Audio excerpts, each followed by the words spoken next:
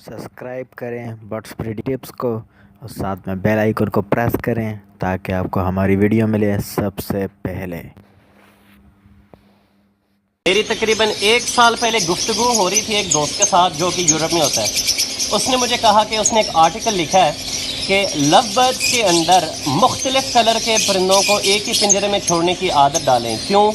Love bird जब अपना partner पसंद करता है, फॉर एग्जांपल आपके पास एक कॉलोनी है अल्बिनो रेड आइज की या अल्बिनो ब्लैक आइज की, अगर एक परिंदे ने सारी ज़िंदगी सिर्फ वाइट परिंदे को ही देखा है तो बसाओकात ऐसे होता है कि वह दूसरे परिंदे की तरफ मैलान यानी उसके वो मलाई नहीं होती, यानी it won't get attracted to that bird.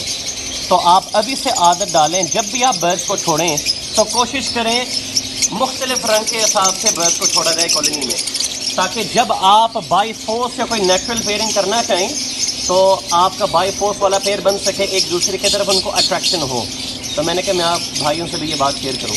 Love birds के अंदर जब आप फोर्स पेयरिंग करना चाहें यानी नेचुरल पेयरिंग से हटकर, मेल्स को ऊपर छोड़ें, फीमेल्स को नीचे, एक दूसरे को नज़र ना आए।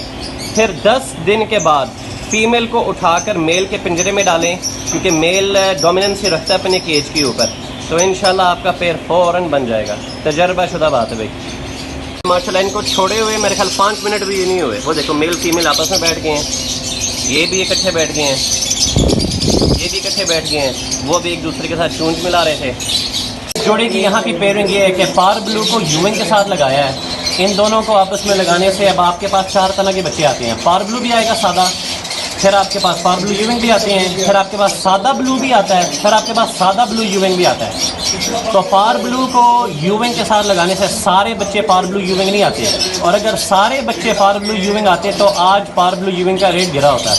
इसके कम निकलने की वजह से इसका भी रेट मेंटेन रहेगा बिनिस्बत दूसरे बर्ड्स। बरसात के मौसम में अंडा डालने का तरीका ये है कि धूप रख के